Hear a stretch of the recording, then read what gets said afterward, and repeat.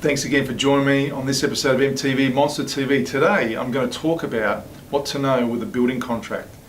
And this one's very dear to me because a lot of the people I speak to out in the market and a lot of clients we've had end up getting burnt a lot of the time after they've signed a contract, finding out the things they didn't know about. And it's a case of you don't know what you don't know.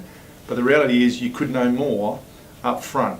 And a couple of things I'm going to talk about now are very important to consider and understand, because a lot of people just let the excitement of owning a new home and having a new home built, sign that contract, get it underway, and within days they get stung with additional costs and things really go pear-shaped from there. And some of the more horror stories are when people can't even finish homes. So I'm going to go through a few things here, take my time on it, because I really want you to listen and get and understand this, because this is where you can make a difference to the whole journey of having a new home built.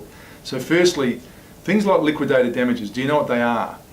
Okay, this is the amount that the builder agrees to pay you if the construction is not finished in a timely fashion to practical completion.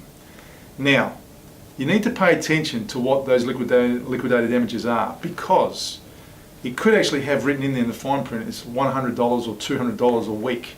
Now, if you're out renting, it may not even meet the cost that you've had to rent, okay? And so you need to understand what those liquidated damages are, and in the event that was ever needed to be called upon, is it going to cover you for what you need, and not just for a few cartons of milk and bread that you might want to get through the week. This is where I've seen people go, oh, we're all covered, it says liquidated damages in the contract, and when they read the fine print, it doesn't cover them.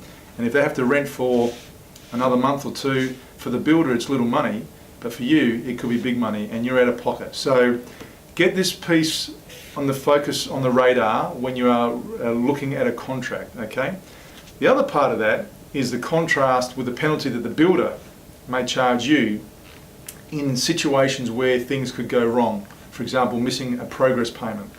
And you might find there the fine print, you can get really stung, where those costs could be 18, 20% penalty interest. Okay, ouch, yeah, exactly. Doesn't sound fair when you might be getting $100 on your liquidated damages, but you've got to pay 20% on a penalty interest. So this is the stuff that people don't know about, and you need to know it. And ask the builder up front. When you are talking to them, even when they've given you that contract, you don't need to sign it then and there, but ask the questions and get that part clear, crystal clear. Okay, you have rights, and approach it that way that you know what you're talking about, and then you can go and get third-party advice if needed. But if you just sign because you think it's near enough or it could be okay, and don't be foolish to think it will never happen to us, because that's when it can happen to you.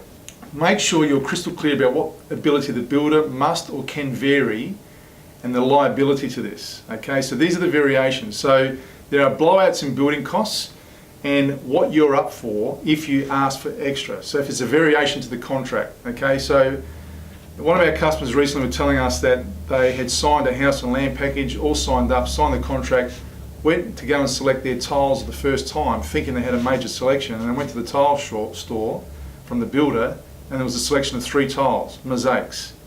Now, they could select more, but there was going to be a penalty for that, another $1,000.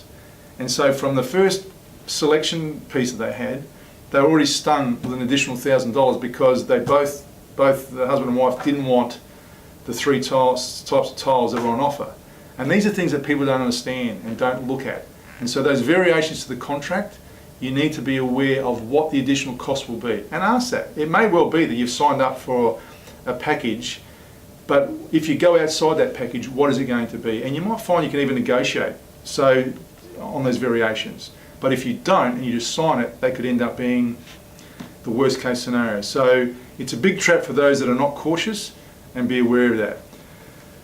The last one I'm going to touch on, and these are not the only things you need to be aware of when signing a contract, but they're 3 critical ones. But the last one I'm going to touch on today is the builder's right to freeze your title on your property. Now, this is in a more extreme scenario, but there are different building contracts out there, and that fine print sometimes can have the builder lodge a caveat, okay, which can put a freeze on your title on the property if you make a default on a payment. Let's say you get ill, let's say something's happened and you've forgotten to make a payment, or you're late on a payment even, and it can be as little as $1,000.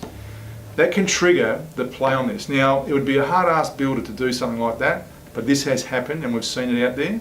And you need to understand what that means, because that can actually prevent you from getting more finance. It can prevent you from selling the property, and it actually, the major issue is that it just leaves such a dark cloud over there while other costs are going on that you can't complete the job, or you're going to be penalised further to get the project back on track. It's a real ugly one, but it's one that everyone needs to be aware of, because like I said before, these are things that you may never ever have to call upon during that building journey. But if you're not aware of it and where it is in the contract, and ask that question, and if there's things you're not comfortable with, change it, okay, or ask for it to be changed, because that's the time. Once you sign, you got no chance of getting things changed. Before you've signed, you negotiate. The builder wants your business, they'll come to the party and work with you. We've got a great service on the Monster Go-To program where we've got a contract review and plan review. And we've got, for a little cost on that time, to get a professional to look at your contract and review all the key points to it, can save you literally thousands of dollars in the first weeks and up to $10,000 within a month. And so don't overlook that part. You've got an independent third party looking at it in protecting you and flagging all the things you need to be aware of. So when you go back to have that meeting with your builder, before you sign, you can check things off.